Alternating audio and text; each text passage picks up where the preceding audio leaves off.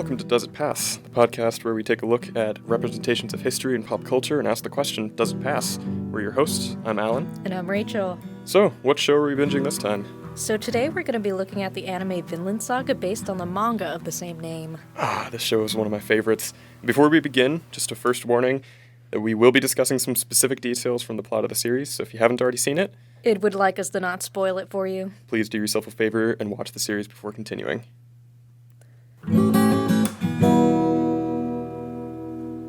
Vinland Saga is an anime based on the manga written by Makoto Yukimura that takes place during the Viking Age around the 10th century. And before we look into the history and culture the show is based on, what was your initial reaction to the series? I hadn't heard of this series before. I wasn't very familiar with the history either that the show is based on, but there was a really strong feel of authenticity to it. It's a merciless series that doesn't hold its punches. Much like Viking society. Yes, how accurate would you say it is to history? I was surprised at just how accurate the show really was. Really? Despite the fact that it's a Japanese animated TV show, it might be one of the best depictions of the Viking Age I've ever seen. That's a high bar. And beyond that, its storytelling is just so effective. It really is.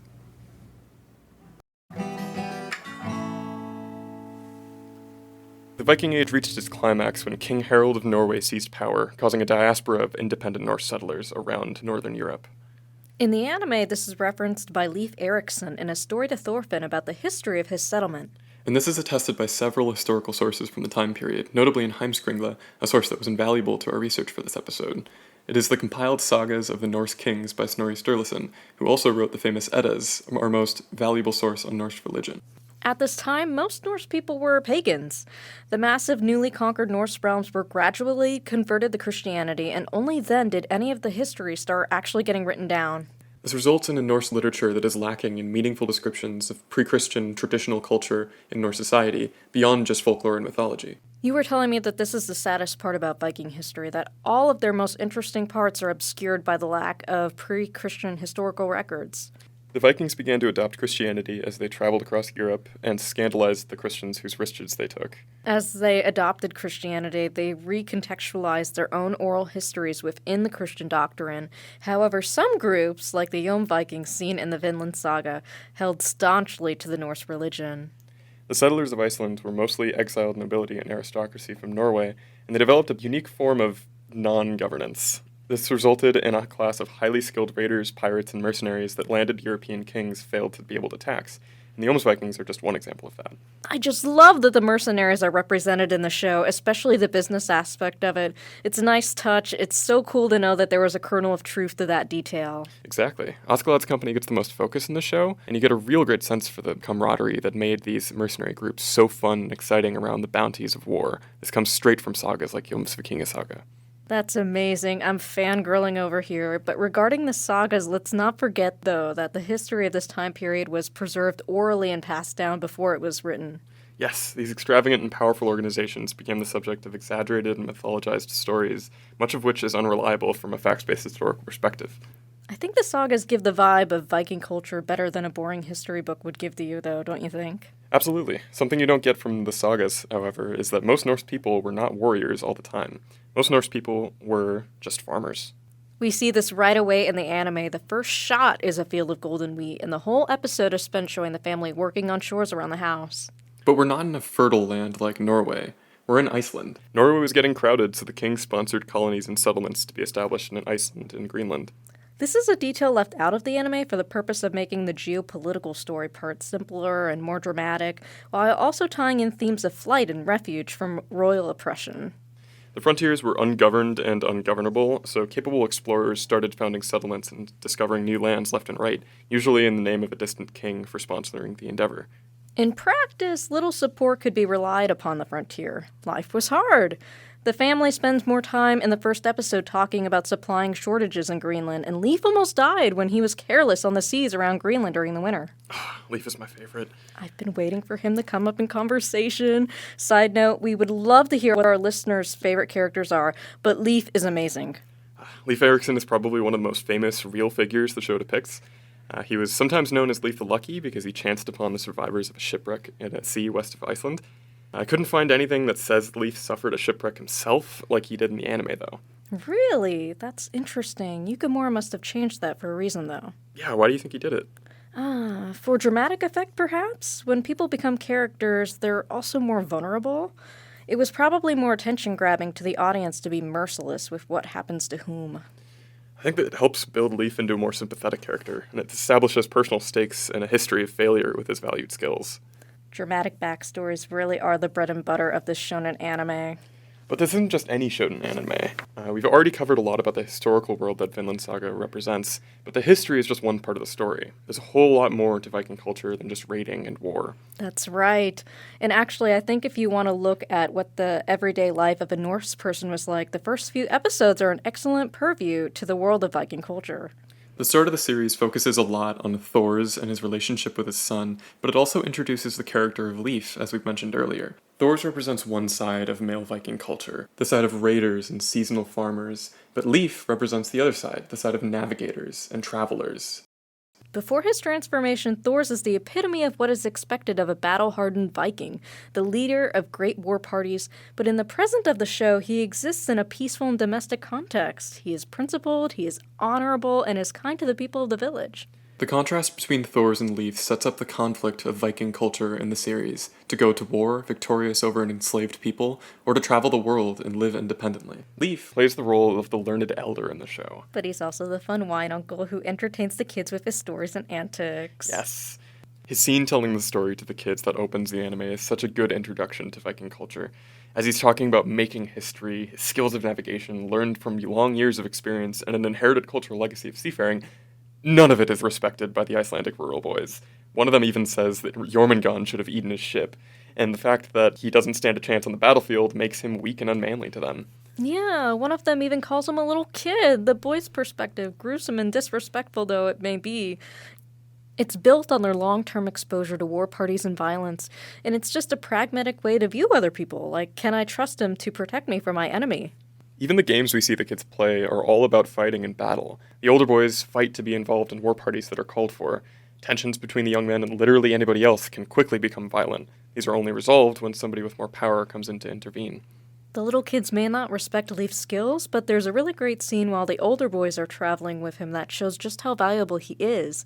It also relates to a passage in the Saga of the Greenlanders, which is one of the Vinland Sagas that inspired this anime. Which we have on hand. Let's read the passage. On page 4. They had sailed for 3 days until the land had disappeared below the horizon. Then the wind dropped, and they were beset by winds from the north and fog. For many days they did not know where they were sailing. This passage shares similarities with a scene from the anime. The text includes the Vikings' main means of transportation, travel by boat. That's right, and the boats in the anime are really well designed after some of the examples of surviving Viking ships. Everything down to the rigging, where people are seated, how they interact with the boats, and I'm sure there are details that I missed. That's so intricate. While the cast is different for this scene, it's an accurate depiction of travel for the Vikings. There is a lot of unknown and skepticism when traveling across the ocean, and despite this, some Vikings have the knowledge to navigate it. Let's see how the anime depicts this.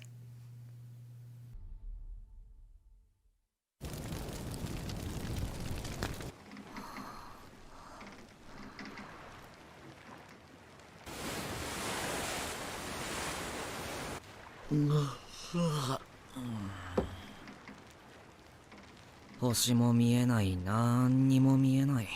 一体どっちに向かってんだ?トールズ、風が少し変わった。ちょい右だ。先行する。ついてきてくれ。わかった。は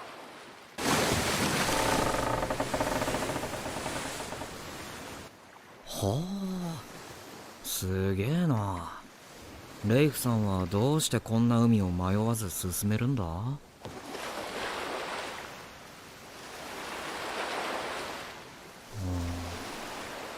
あれ、あまり夜の海を見つめるな。引きずり込まれるぞ。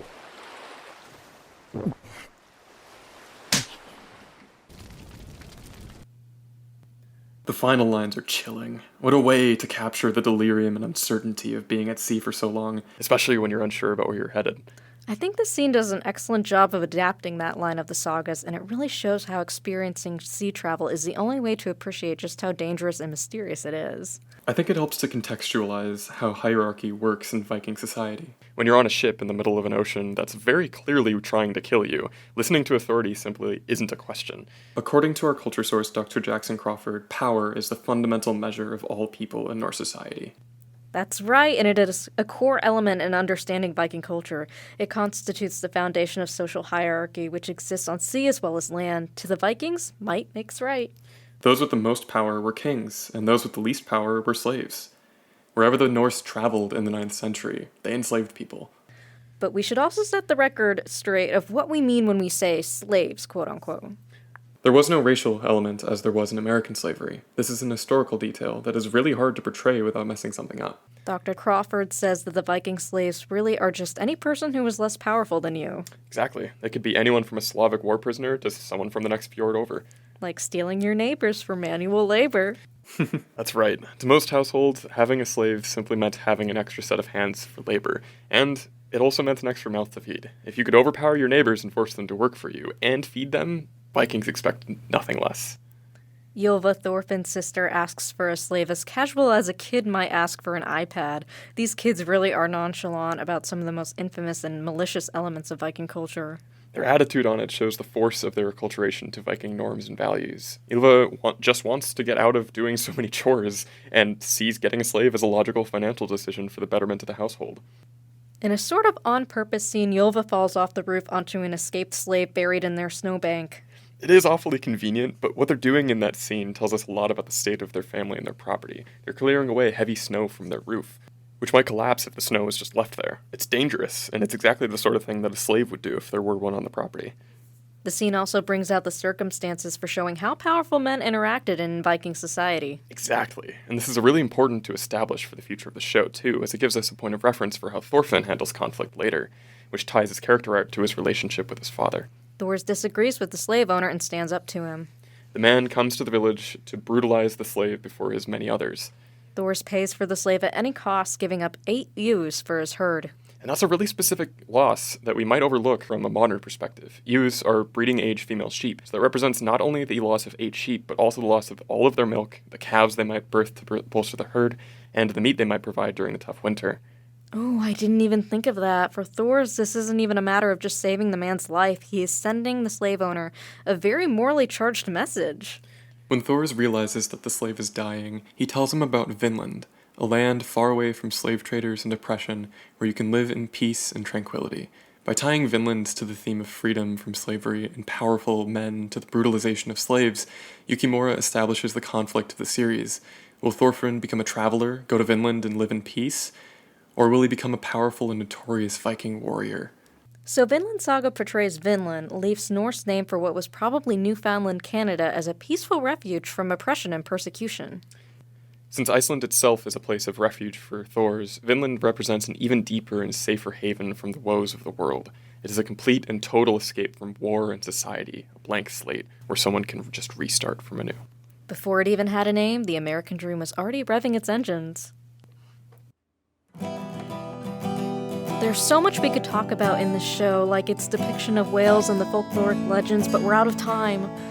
So, Rachel, do you think Vinland Saga gets a passing grade? Do you even have to ask? I think the answer is pretty obvious. Vinland Saga definitely gets a passing grade. Hopefully we get to cover more wonderful titles. Ooh, Berserk has a good reputation. Ooh, I can't wait for us to dive into that Next week? next week. Alright, folks, thank you for joining us on Does It Pass, where entertainment meets reality.